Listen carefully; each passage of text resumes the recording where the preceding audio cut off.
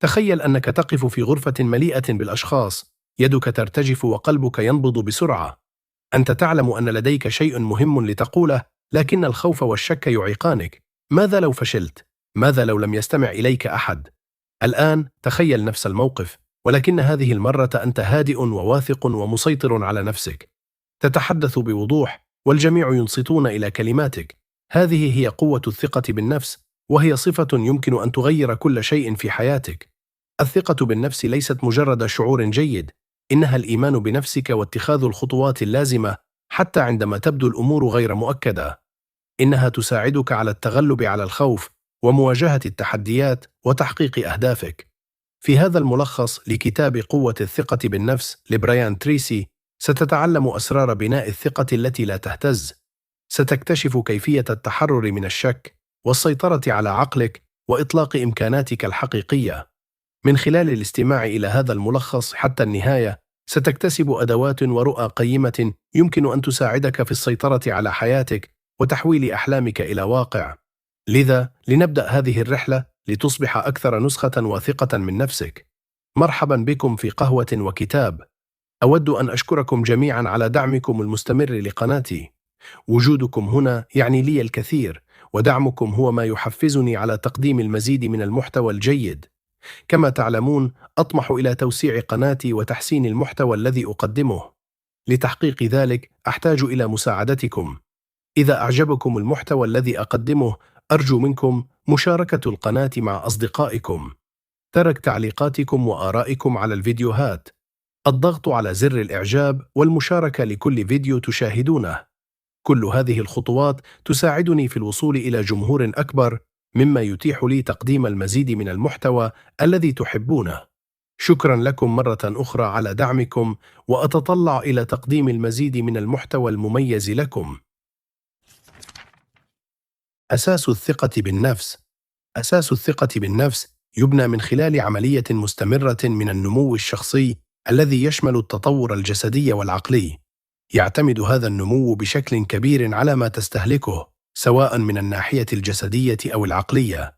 تلعب أفكارك دورا محوريا في تشكيل نموك العقلي، مما يؤثر بدوره على رفاهيتك وصحتك العامة.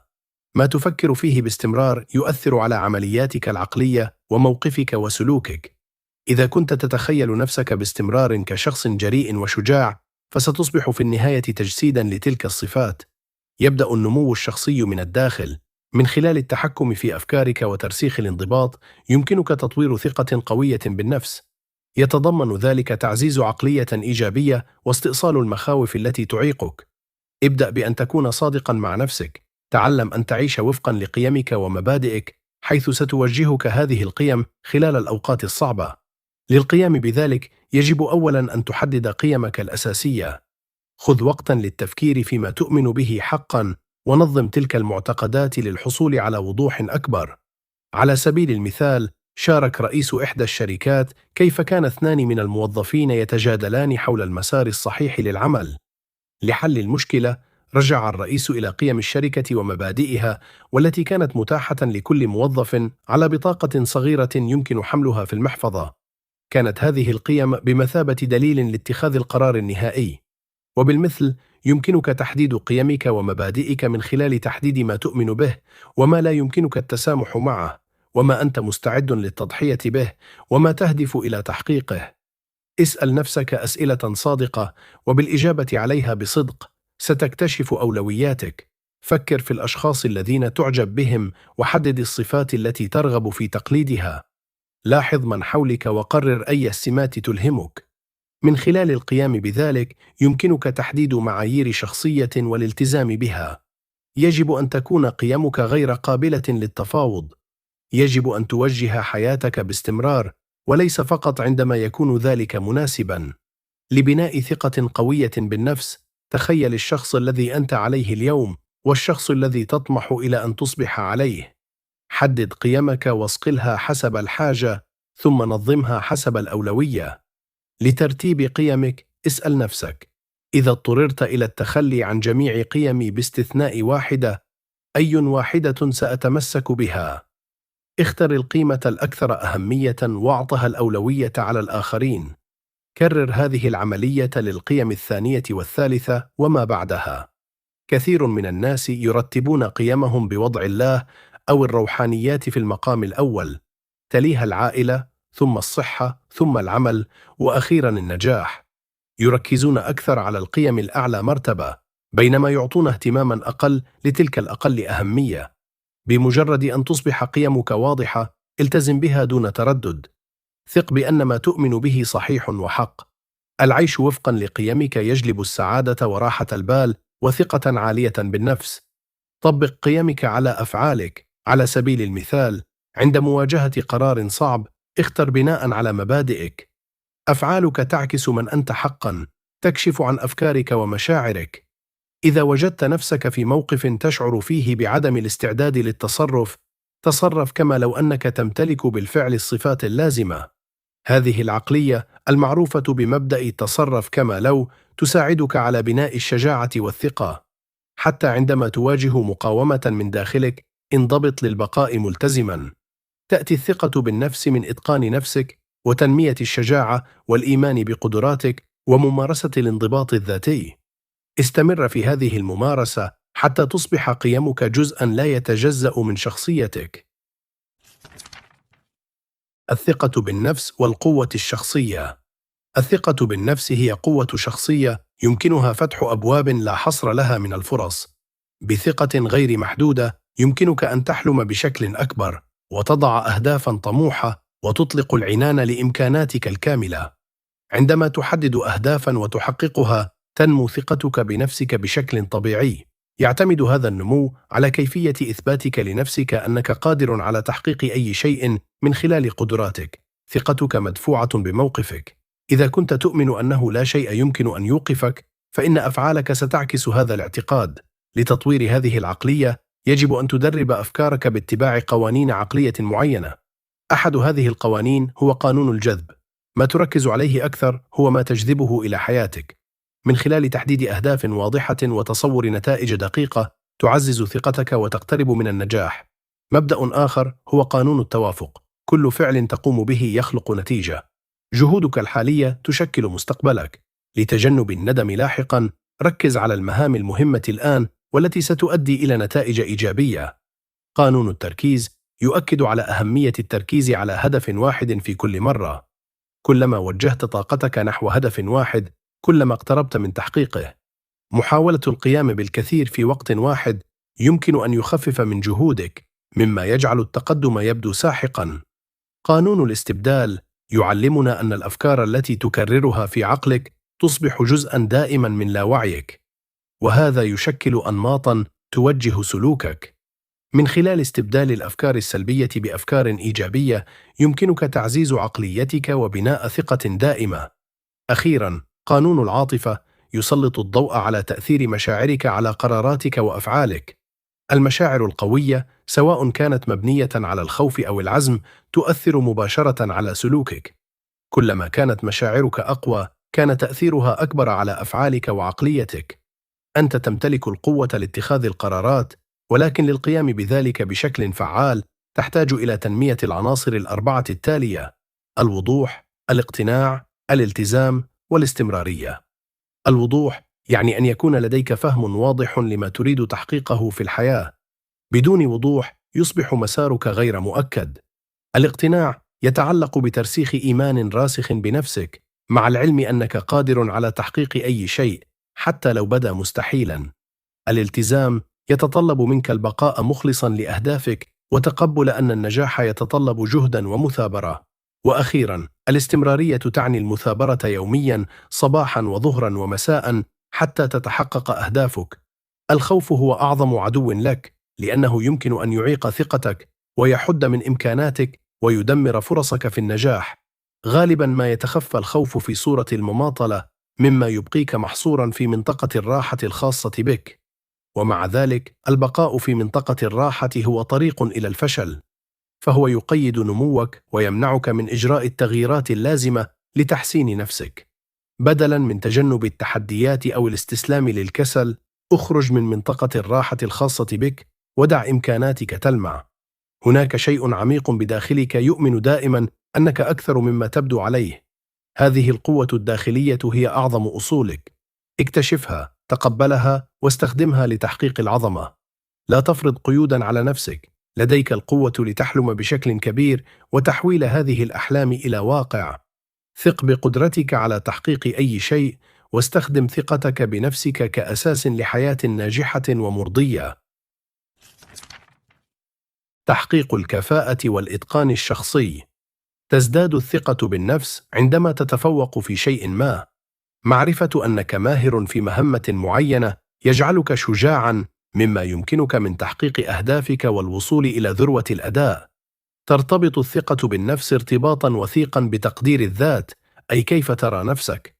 عندما تكون على دراية بقدراتك ويمكنك التعامل مع التحديات بشكل فعال، تشعر بالفخر والقوة الداخلية. على سبيل المثال، عندما تواجه مشكلة في العمل وتعرف بالضبط كيفية حلها، فإن ذلك يعزز تقديرك لذاتك وثقتك بنفسك.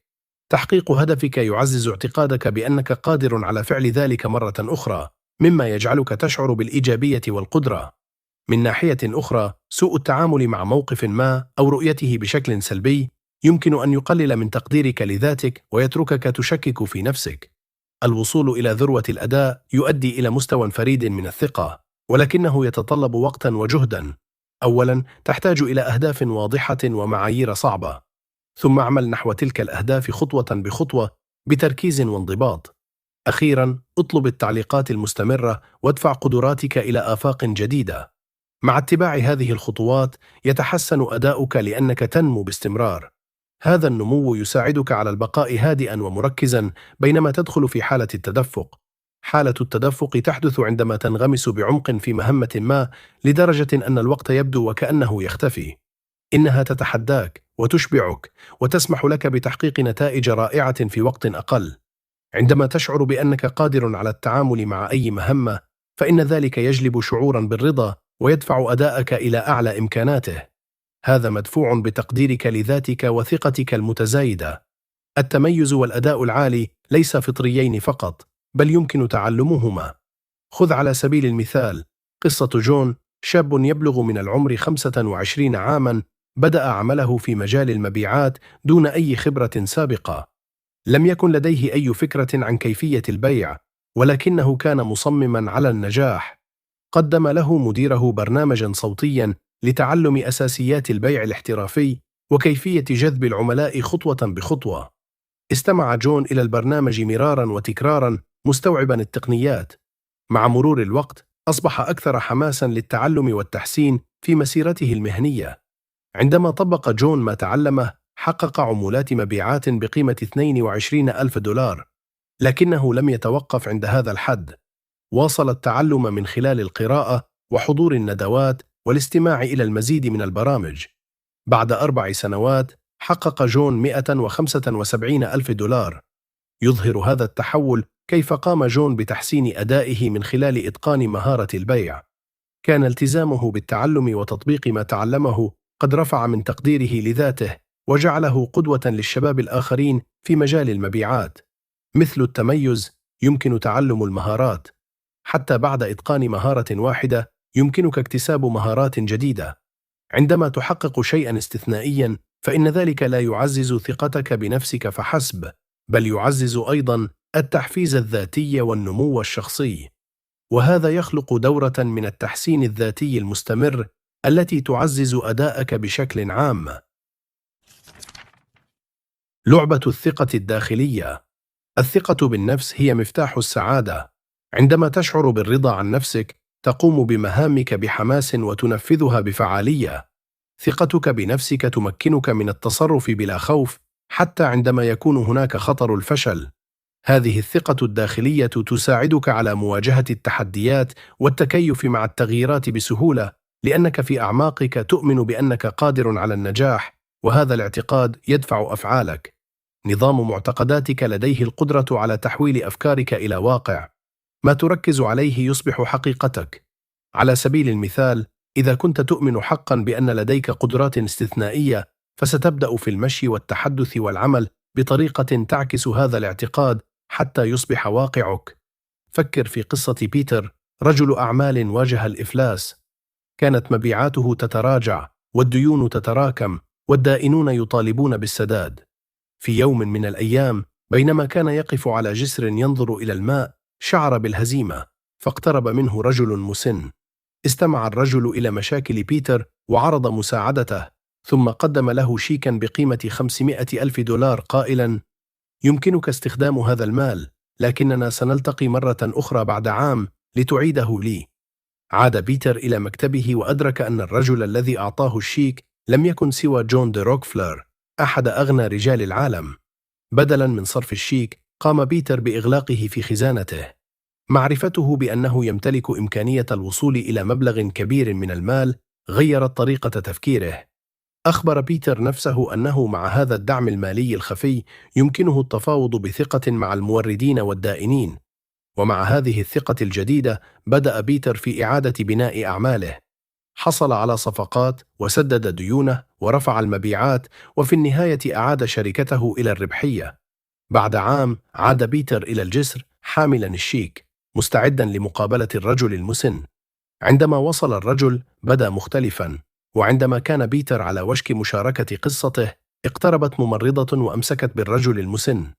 اعتذرت الممرضة وشكرت بيتر على صبره، وشرحت أن الرجل كان قد هرب من دار رعاية، وكان يتظاهر غالبا بأنه جون دي روكفلر.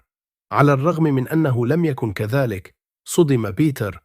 طوال هذا الوقت كان يعتقد أنه يمكنه الاعتماد على هذا الشيك إذا لزم الأمر، ولكن في الواقع لم يكن الأمر يتعلق بالمال أبدا.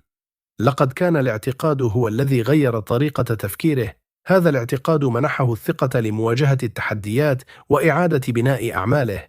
الدرس هنا واضح: مثل بيتر، يجب أن تزرع بداخلك الاعتقاد بأنك قادر على تحقيق أي شيء. هذا الاعتقاد سيشكل واقعك ويعزز قوتك العقلية. الثقة مثل العضلة تنمو وتقوى مع الاستخدام، وهذه القوة العقلية هي التي تحول أفكارك إلى أفعال قيمة. الاستفادة من نقاط قوتك. لبناء ثقة بالنفس متينة، من الضروري أن تتعرف على نقاط قوتك وتستغلها بشكل فعال. كل فرد لديه قدرات وإمكانات فريدة.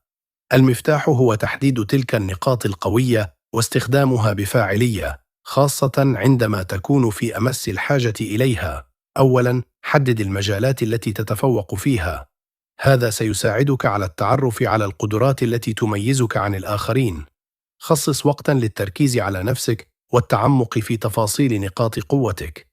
ثانياً، اعمل على تقليل نقاط ضعفك. نقاط القوة والضعف غالباً ما تتواجد معاً. بينما لا يمكنك التخلص تماماً من نقاط ضعفك، يمكنك تقليل تأثيرها من خلال الاستفادة من نقاط قوتك. بدلاً من التركيز على أوجه القصور لديك، وجه طاقتك نحو تعزيز نقاط قوتك. ثالثاً، طور المرونة والقدرة على التكيف. القوة تأتي أيضاً من الاستعداد لمواجهة الأمور غير المتوقعة. اعمل على بناء قدراتك لتكون مستعداً لمواجهة التحديات التي قد تظهر في المستقبل. رابعاً، كن منفتحاً على تعلم مهارات جديدة. الرغبة في التعلم والنمو هي طريق النجاح. على سبيل المثال، فكر في شخص يخاف من التحدث أمام الجمهور، لكنه يصبح مستشاراً محترفاً ومدرباً من خلال إتقان فن تقديم العروض. استعداده للخروج من منطقة الراحة وبذل الجهد يؤدي إلى مكافآت كبيرة. خامساً، طور الوعي الذاتي. استكشف مجالات مختلفة من حياتك لفهم أين يمكن استخدام طاقتك بشكل أفضل.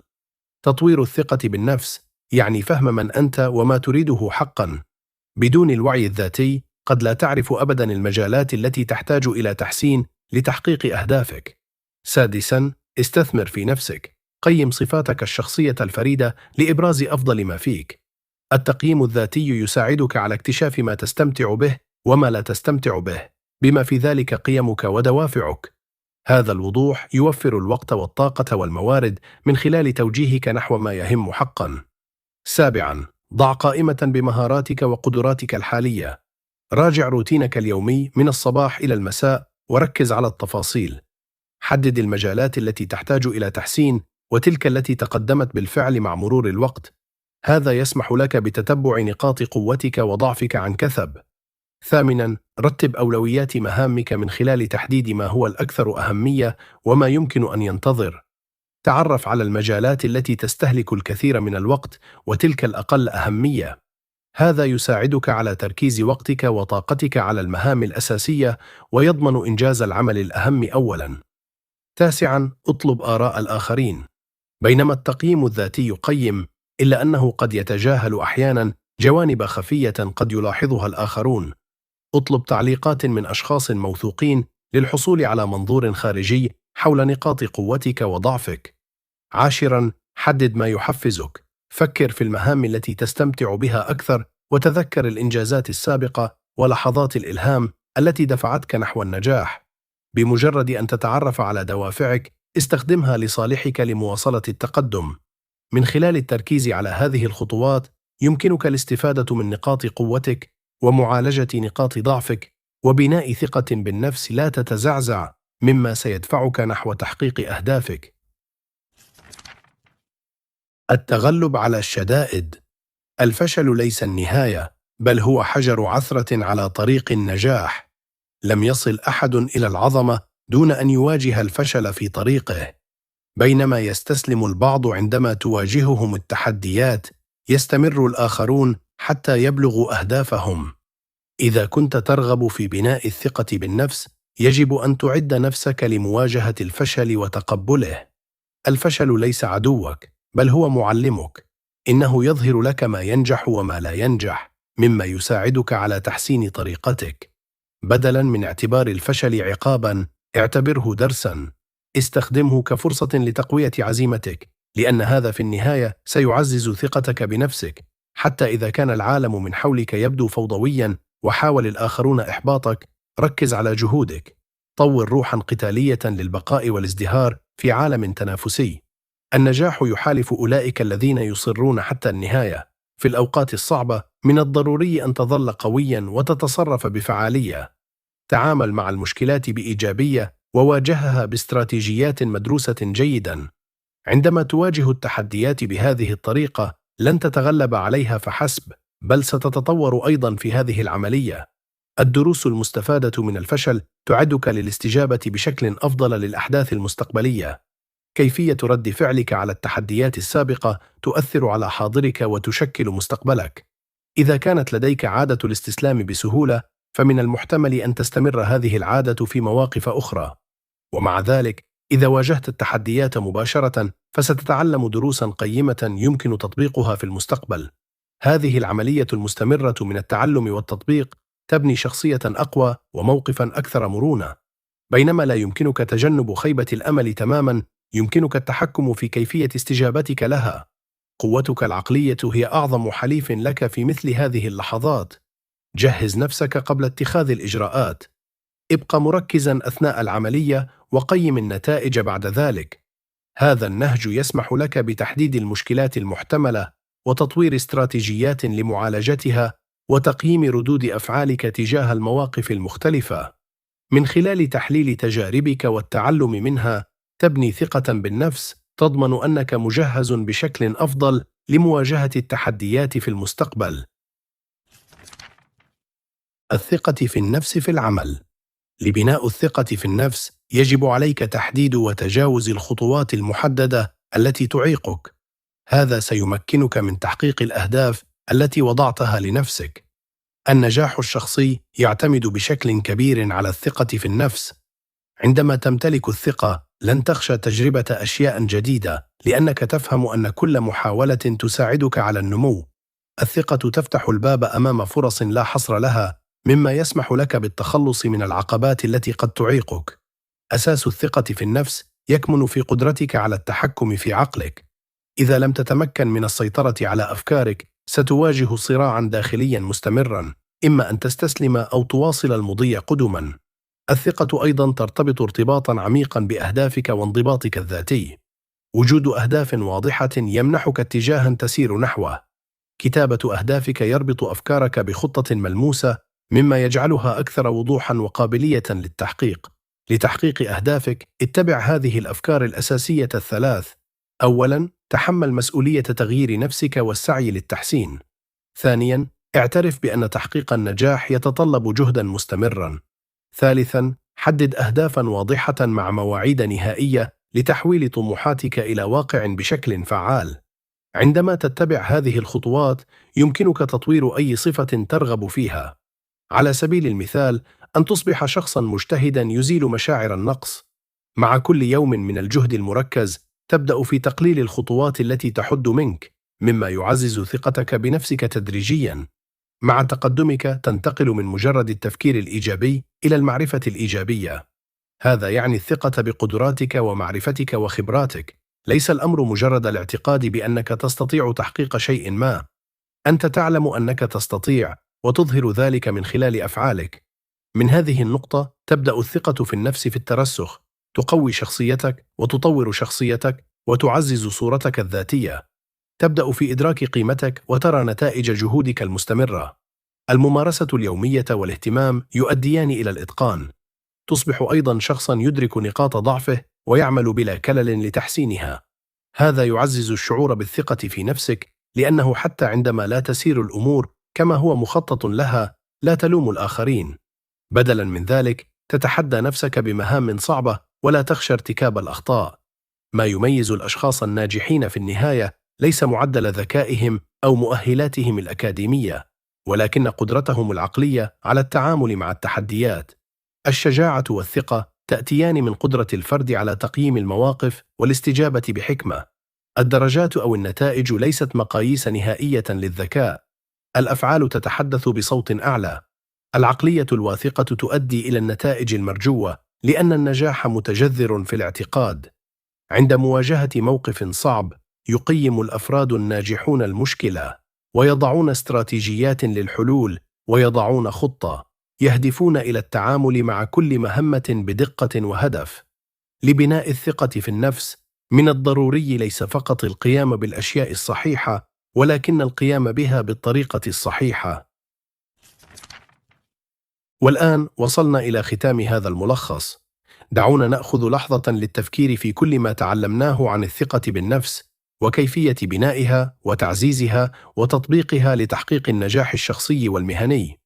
دعونا نسترجع ونعزز هذه الدروس الرئيسية لضمان ألا نغفل أي شيء مهم. أولاً، الثقة بالنفس تأتي من الداخل، من خلال تحديد قيمك وتغذية قوتك الداخلية والعيش بشكل متسق مع مبادئك. تكتسب القوة للبقاء على طريقك الصحيح. هذا الانسجام الداخلي يقوي عقليتك، مما ينعكس على أفعالك. ثانياً، تلعب أفكارك دوراً حيوياً في تشكيل ثقتك بنفسك. عندما تدرب عقلك على التركيز على أهدافك تطلق العنان لإمكاناتك وتخلق فرصاً جديدة. تقبل التحديات، اخرج من منطقة الراحة الخاصة بك، وتصرف بلا خوف مع الإيمان بأنك قادر على تحقيق أي شيء. ثالثاً، الإتقان هو المفتاح لبناء الثقة. من خلال التعلم والممارسة المستمرة تعزز مهاراتك وترفع من أدائك. هذا الالتزام بالنمو يجعلك لا يمكن إيقافك بينما تطبق خبرتك لتحقيق أهدافك. رابعاً، الإيمان قوة تحويلية. عندما تثق في النتائج الإيجابية فإنك تجذبها. كن أكبر داعم لنفسك، ثق بقدراتك، وكن مستعداً لبذل الجهد اللازم لتحقيق تطلعاتك. خامساً، الاعتراف بنقاط قوتك وضعفك أمر بالغ الأهمية. ركز على تحسين ما تجيده مع تقليل تأثير نقاط ضعفك. من خلال تحديد قدراتك تبني أساساً لثقة قوية بالنفس. سادساً، التحديات هي فرص للنمو. مواجهة الصعوبات يعلمك المرونة ويبني شخصيتك ويعزز ثقتك بنفسك. استخدم كل عقبة كحجر عتبة للنمو والتعلم من تجاربك. سابعاً، وجود أهداف واضحة واتخاذ إجراءات مدروسة يعزز ثقتك بنفسك. قدرتك على المثابرة والتخلص من المعتقدات المحدودة تسمح لك بتطوير الموقف الصحيح للنجاح. باختصار، الثقة بالنفس هي حجر الزاوية للنجاح الشخصي والمهني. تخيل أن تخرج من منطقة الراحة الخاصة بك وتتقبل التحديات وتحقق نتائج استثنائية. كم سيكون ذلك مثيراً للإعجاب؟ هذا الشعور بالإنجاز هو المكافأة لبناء وتطبيق ثقتك بنفسك. كل شيء يبدأ بعقليتك. غير أفكارك، تقبل الإيجابية، وطور إيماناً راسخاً بنفسك. استغل قوة الثقة بالنفس لتشكيل حياتك وخلق النجاح الذي تستحقه. شكرا لك على الاستماع إلى هذا الملخص لكتاب قوة الثقة بالنفس لبرايان تريسي. تذكر أن الثقة بالنفس هي أساس كل نجاح. الأمر لا يتعلق فقط بالإيمان بنفسك، بل يتعلق أيضا باتخاذ الإجراءات والتعلم من التحديات والخروج من منطقة الراحة الخاصة بك لإطلاق إمكاناتك الحقيقية. إذا وجدت هذا الملخص مفيداً، يرجى الإعجاب بهذا الفيديو ومشاركته مع شخص يمكنه الاستفادة من هذه الدروس، والاشتراك في القناة للمزيد من الملخصات المفيدة مثل هذه. دعنا نعرف في التعليقات أي جزء من هذا الملخص كان الأكثر تأثيراً بالنسبة لك.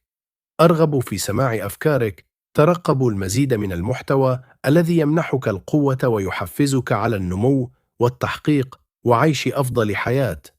حتى المرة القادمة، استمر في التعلم واستمر في النمو، وتذكر أنه مع الثقة لا يوجد شيء لا يمكنك تحقيقه.